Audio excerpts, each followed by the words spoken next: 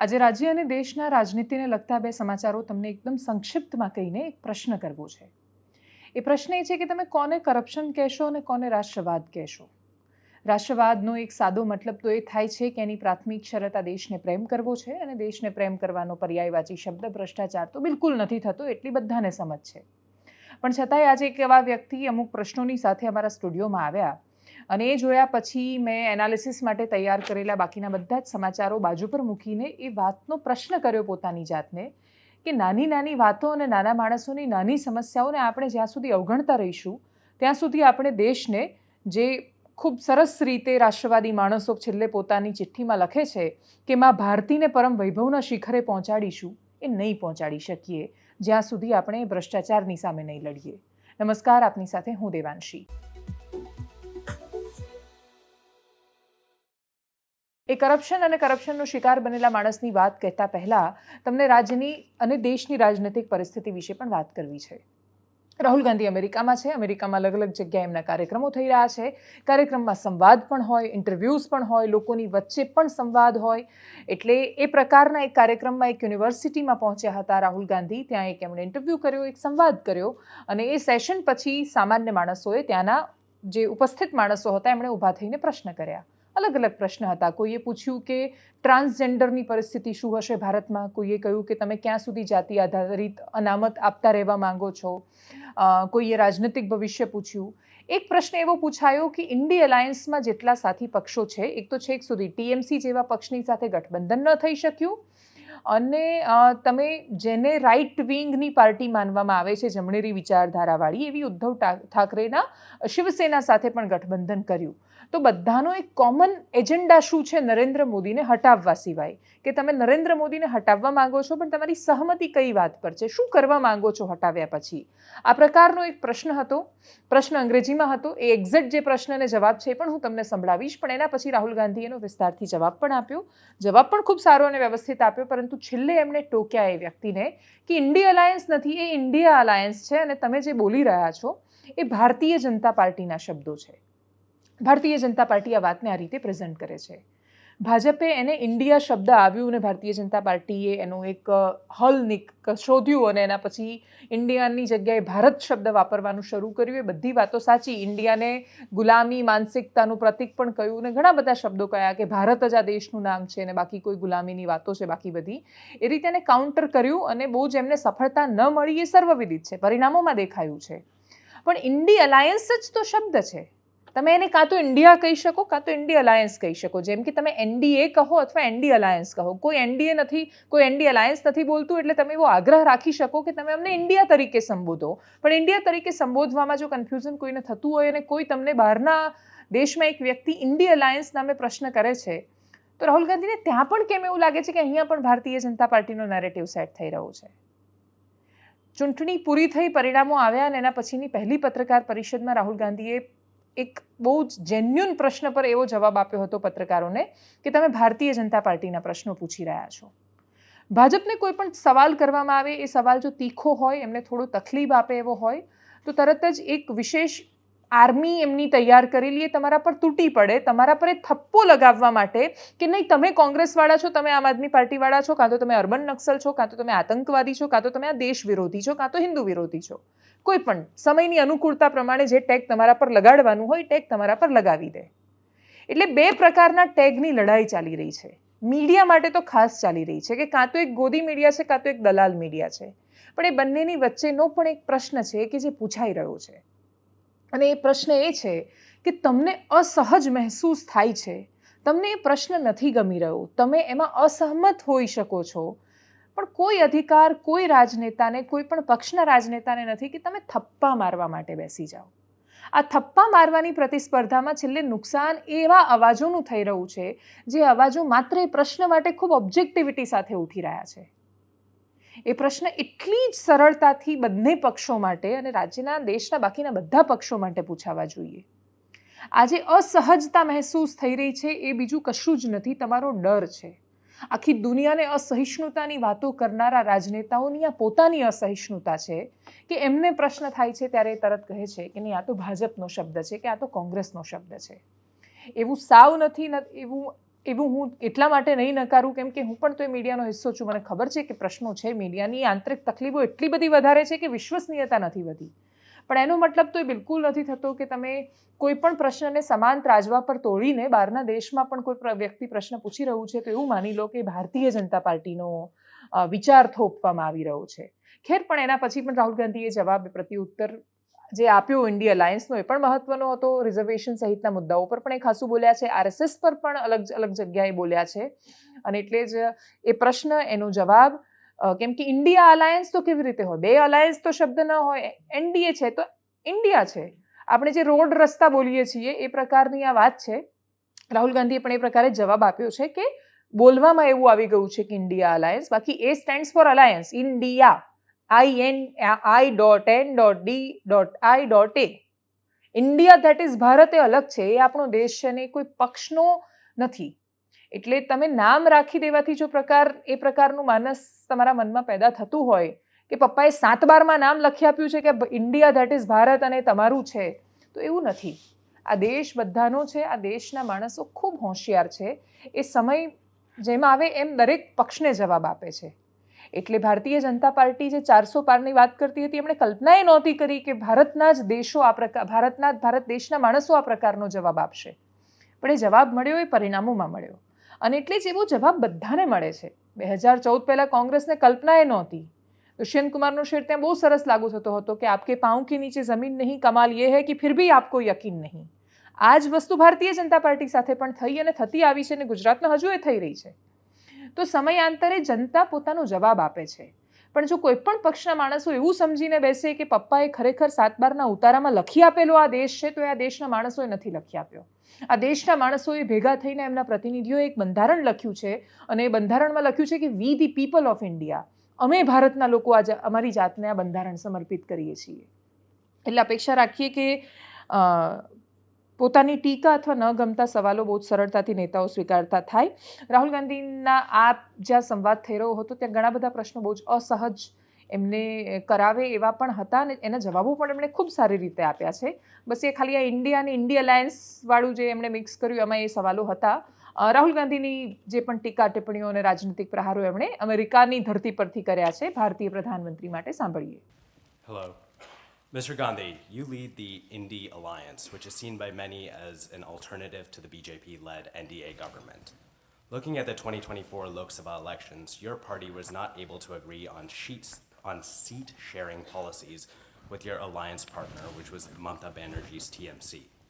You also have alliance partners like the Hindutva-based Shiv Sena UBT. My question is, if elected, how will you effectively run a government with such a divided coalition that cannot seem to agree on anything except for the removal of Prime Minister Modi? No, actually we agree on a lot. We agree that the Constitution of India should be defended. Most of us agree on the idea of the caste census. We agree that two business people, namely Mr. Adani and Mr. Ambani, shouldn't run every single business in India. So for you to say that we don't agree, I think is inaccurate. Second thing is that all coalitions are negotiations, right? So a certain amount of to and fro will always take place. That is perfectly natural. There's nothing wrong with it. And we have run governments again and again which have been successful using coalitions. So we're pretty confident that we can do it again. Thank you. And actually, I think if we get it right,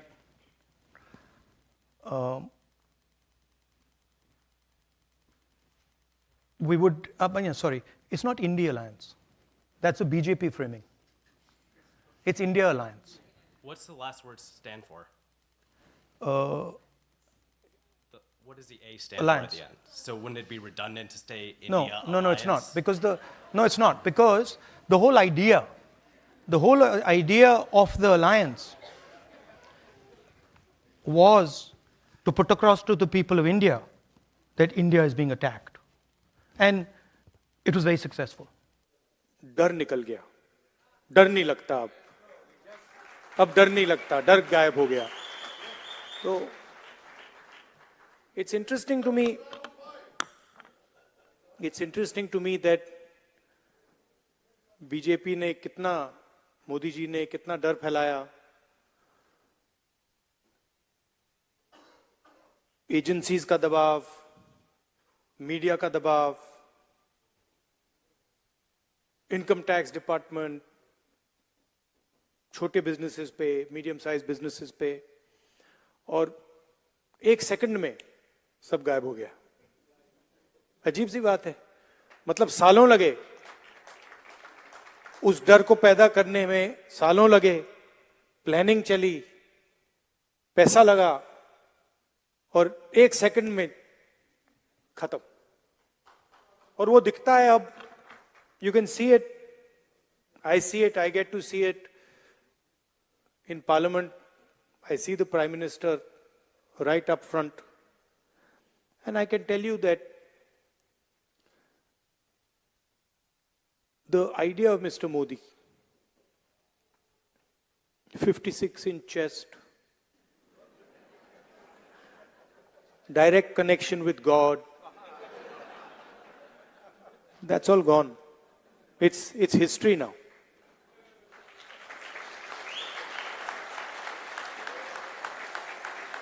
And he realizes it, India realizes it, his partners in government realize it, the 3 or 4 senior ministers in his government realize it. રાજ્યમાં નવા રાજકીય પક્ષનો ઉદય થવાની સંભાવનાઓ કેટલાય સમયથી એની ચર્ચાઓ થઈ રહી છે, પણ એના મૂળમાં કે સૂત્રધારની આજુબાજુ પણ શંકરસિંહ વાઘેલાના હોવાની શક્યતાઓ છે. શંકરસિંહ વાઘેલા ખૂબ દિગ્ગજ નેતા છે. ભારતીય જનતા પાર્ટીનો ઉદય, એનું મધ્યાહન, એમનું અણીના સમયે 2017નો એવો સમય, એની પહેલાંનો, કે જ્યારે કોંગ્રેસના સત્તામાં આવવાની પૂરી સંભાવનાઓ હતી. કોઈ એ વાતને નકારતું નહોતું, પણ એની પહેલાં 2012ની ચૂંટણી પણ એવી હતી કે જે બહુ જ એકદમ ટફ ફાઇટવાળી હતી, પણ ત્યારે કોંગ્રેસે મેનેજમેન્ટમાં ખાસી બધી ચૂક કરી, ઘણા બધા આરોપો લાગ્યા. અર્જુન મોઢવાડિયા જે વખતે લગભગ કોંગ્રેસનું પ્રતિનિધિત્વ કરી રહ્યા હતા, નરહરી અમીન સહિતના ખૂબ દિગ્ગજ નેતાઓ ગયા, અને પાટીદાર સમર્થન જે મળવું જોઈતું હતું એ ન મળ્યું, અને 12માં પણ કોંગ્રેસ જીતતા રહી ગઈ. એના પછી 17નો એવી માહોલ ને પરિસ્થિતિ સર્જાઈ કે વિકાસ ગાંડો થયો છે સૂત્ર એ પાટીદાર યુવાનમાંથી આવ્યું અને આખા સમાજમાં ચારેય બાજુ ફેલાયું.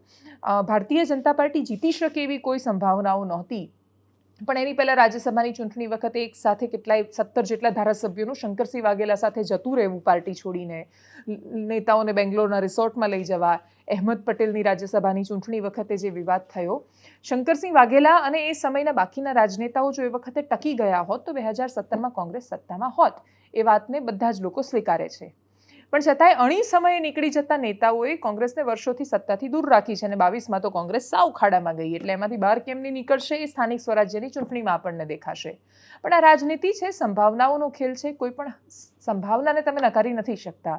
22માં સાવ ખાડે ગયેલી કોંગ્રેસ એમના જ એક ધારાસભ્ય ચૂંટણીમાં ઊભા રહે અને બનાસકાંઠા જીતી જાય, અને પાટણ માંડ ભારતીય જનતા પાર્ટી જીતી શકે. ગુજરાતમાં એવી પરિસ્થિતિ આવે કે 26માંથી લગભગ 3-4 બેઠકો ખતરામાં આવી જાય ને 2 બેઠક એકદમ ક્લોઝ થઈ જાય ને 1 બેઠક હારી જાય ભારતીય જનતા પાર્ટી. એ ક્યાં કોઈ કલ્પના કરતું હતું, પણ થયું છે એવું. એવી એક સંભાવના ફરી એકવાર શંકરસિંહ વાઘેલાની આજુબાજુ રચાઈ રહી છે. શંકરસિંહ સમાજવાદી પાર્ટીના સુપ્રીમો અખિલેશ યાદવને આની પહેલા મળ્યા હતા.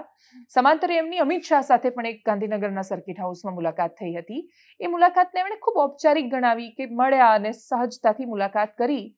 રાજનેતાઓ માટે કંઈ પણ સહજ હોય એ વાત જ સ્વીકારવી અસહજ છે, અને એમાંય શંકરસિંહ વાઘેલા અને અમિત શાહ એમને મળે કોઈ જ કારણ વગર, બસ એમ જ, તો એ વાત સ્વીકારવી પણ અસહજ છે. કોઈ જ વાત વગર એમ જ મળે એવા સંબંધો એ બે રાજનેતાઓના લાગતા નથી.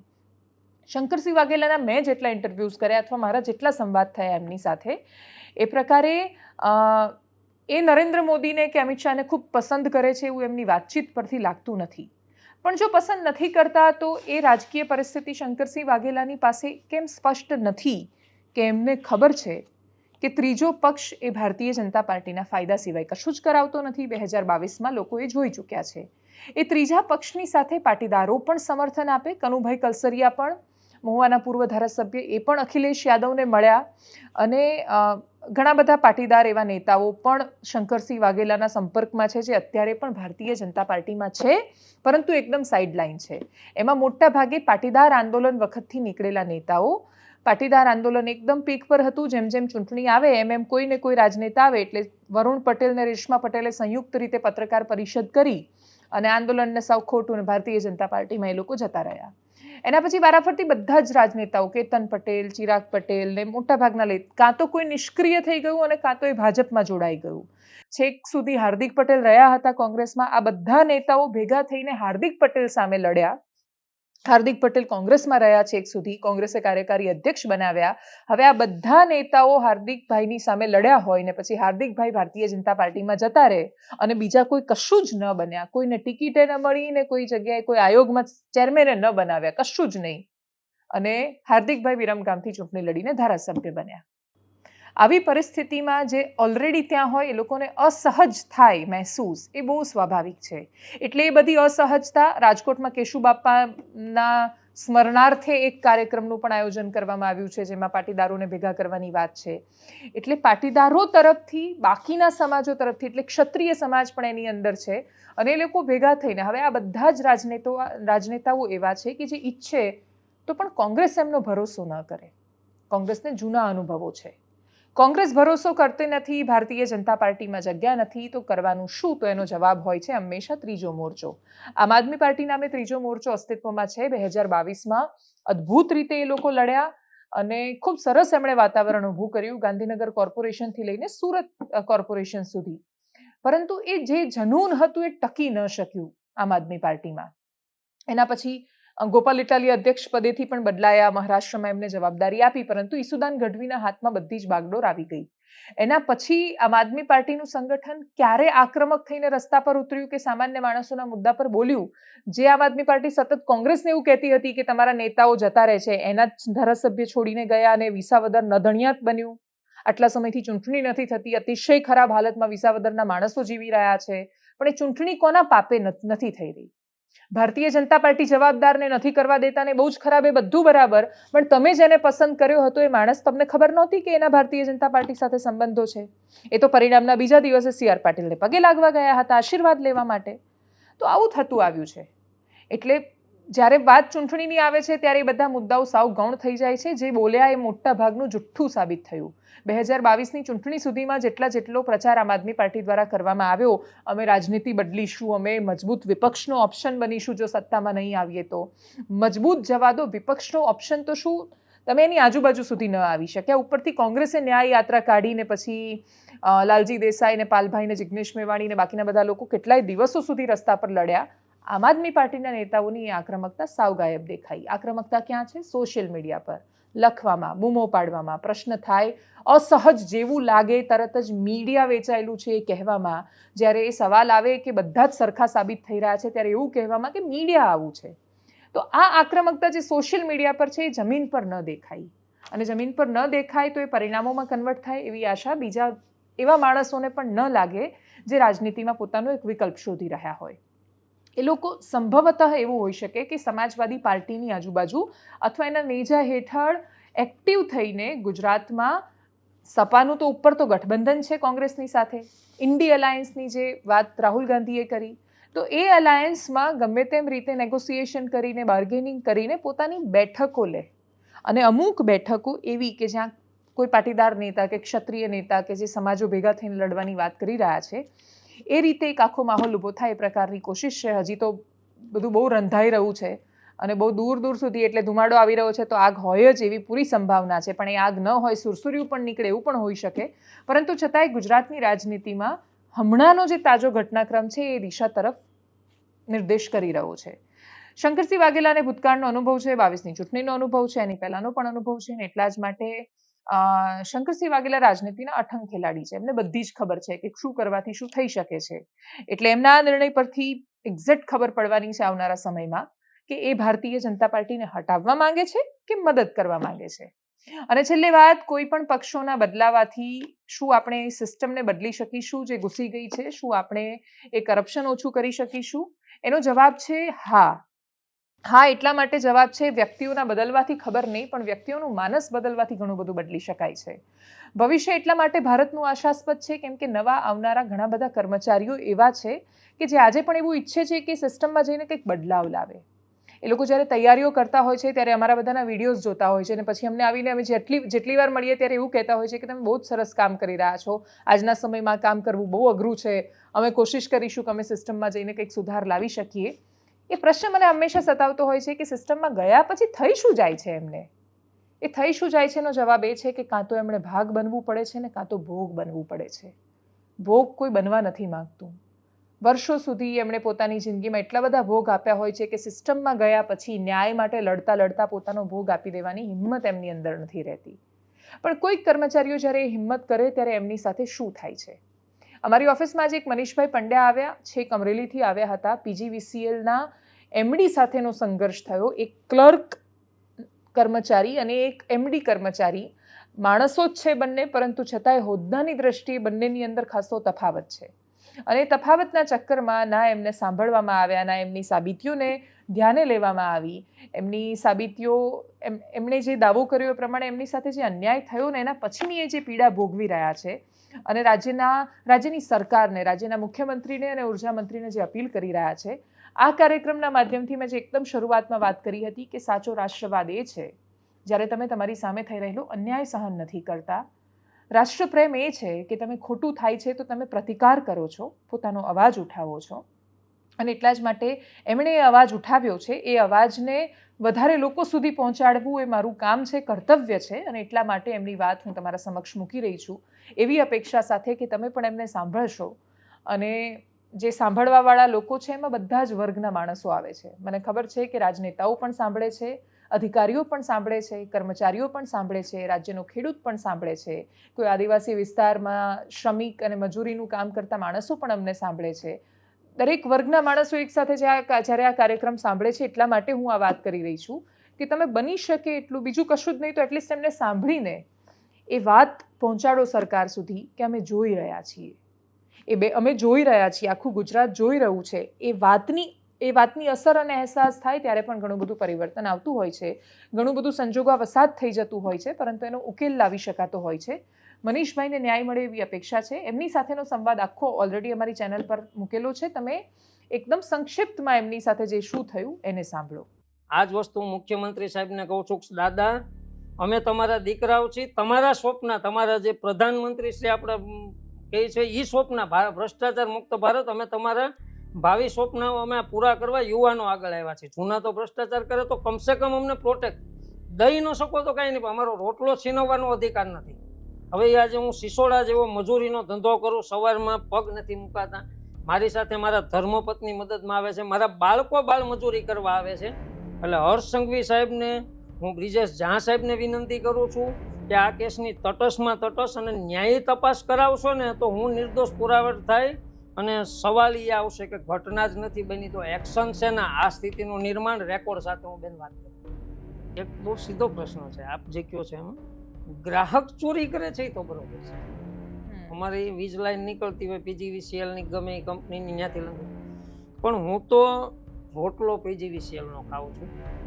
પ્રજા છે એ PGVCLના ગ્રાહક છે અને એની આવકમાંથી સંસ્થા હાલે છે, એટલે મારી મા સમાન સંસ્થા ગણાય. અને હું ગ્રાહક પાસેથી પૈસા લઈને હું ચોરીની વ્યવસ્થા કરતો છું. એ મારી માની આબરૂ લૂંટાતી હોય એમ આબરૂ લૂંટીને એની આબરૂને હું રોડ ઉપર મૂકું, આ ટ્રાન્સફોર્મર આપું અને તમે અહીંથી ચોરી કરો. આ PGVCLમાં આ ઘટના છે એને અમે ઉજાગર કરીશ. ગ્રાહક તો ચોરી કરતા હોય છે એને પકડતા હોય છે, હું એનો રોટલો ખાઉં છું. મને કોઈક 3 લાખ રૂપિયા દે એટલે મારે ટ્રાન્સફોર્મર લાઈન ઊભી કરી દેવાની, સીલ મીટર આપી દેવાના. વખતો વખત અમારે MD સાહેબને મળવાનું થતું હોય એટલે એ નંબર મારામાં સેવ હતો અને 10 જાન્યુઆરી 22 મેં આ મોટું કૌભાંડ ચેટ સુધી આપેલું હતું. 17 તારીખે રાત્રે પ્રથમ વાર જ મારે ને MD સાહેબનો નંબર મારામાં આવ્યો, મેં કોઈ દી કર્યો નથી, એનો મારામાં ન આવે. 17 તારીખે રાત્રે 11:30 એ નંબરમાંથી ફોન આવ્યો એટલે મારો કોલ ઓટો રેકોર્ડમાં હતો. એટલે એ ફોન રિસીવ કરતા સીધી મને જે ધમકીને મેં હમણાં આપને એ સંભળાવ્યું. હા, એટલે એ જે ફોન આવ્યો અને MD બોલુના ઉદ્ગાર સાથે મને કચ્છબચ્છમાં બદલી કરવાની ધમકી આપી. એટલે મેં એ નેક્સ્ટ ડે 18 તારીખે એમડી સાહેબને મેલ કરીને જાણ કરી, કેમ કે અમારા અધિકારી હતા, એની સામે મારે સીધી ફરિયાદ કરી દેવી. અવાજ એમનો નહોતો, બીજા કોઈનો, એટલે કોના દ્વારા દુરુપયોગ થયો એની જાણ કરીને મેં મુખ્યમંત્રી સુધી બેન આની રજૂઆત કરી છે કે અમે આ ફરિયાદ આપી છે, એના અનુસંધાને અમારે આવું થયું છે, તો અમે આપના લેવલે યોગ્ય કરે. મુખ્યમંત્રી શ્રીએ એના તપાસના આદેશ આપ્યા છે અને મને કાગળ પણ મળ્યો કે આ જે એમડીનો દુરુપયોગ થયો તપાસ, પણ આજ દિન સુધી એ તપાસ થઈ નથી. અને બેન બહુ ગંભીર હું આપને વાત કરું ને તો અમે જે રજૂઆત કરી ને એ ગુજરાત રાજ્યના સર્વે સર્વા મુખ્યમંત્રી આપણા ભૂપેન્દ્ર દાદા કહેવાય એની સુધી મેં ફરિયાદ આપી હતી, પુરાવા સાથે આપી હતી. એની પછી ઉર્જા મંત્રી શ્રી બંને કક્ષા, કેબિનેટ રાજ્ય કક્ષા, એસીબી, GUNL ને આપી હતી. અને આ બધાની વચ્ચે અમારા એમડી ઇન્ટરવ્યુ કે આમાં તથ્ય નથી, તો હું આજે મારી સામે બેસે હું આ કહું છું કે આ એનસી નીકળ્યું તો આની સામે શું ફરિયાદ થઈ, ક્યાંથી ટ્રાન્સફોર્મર ચોરાણું છે, ક્યાંથી આવ્યું, કોઈએ આપ્યું છે, યુ ક્યાંથી બહાર આ બધું મટીરિયલ, તો કેમ એમાં કામ, એટલે કુંડળીમાં ગોળ ભાંગીને કોઈ એના ઇન્ટરવ્યુમાં કહે છે કે ભાઈ એમાં તથ્ય કાંઈ નહોતું, અમે સંજ્ઞાન નથી લીધું. સંજ્ઞાન નથી લીધું એ ન લેવા માટે શું કર્યું, કેટલી મલાઈ ખાધી. એનાલિસિસમાં અત્યારે બસ આટલું જ. આપણે ભ્રષ્ટાચારથી દૂર રહી શકીએ, નાગરિક તત્વ આપણી અંદર ઉમેરાય અને આપણે જેન્યુઅનલી આ દેશને પ્રેમ કરીએ અને જ્યાં જ્યાં ખોટું થાય છે ત્યાં રોકવાનો પ્રયાસ કરીએ. જે સંસ્થામાં કામ કરતા હોઈએ છીએ એ સંસ્થાને પ્રામાણિક રહીએ, એને પ્રેમ કરીએ, એને આગળ વધારવામાં મદદ કરીએ, એવી અપેક્ષા સાથે નમસ્કાર.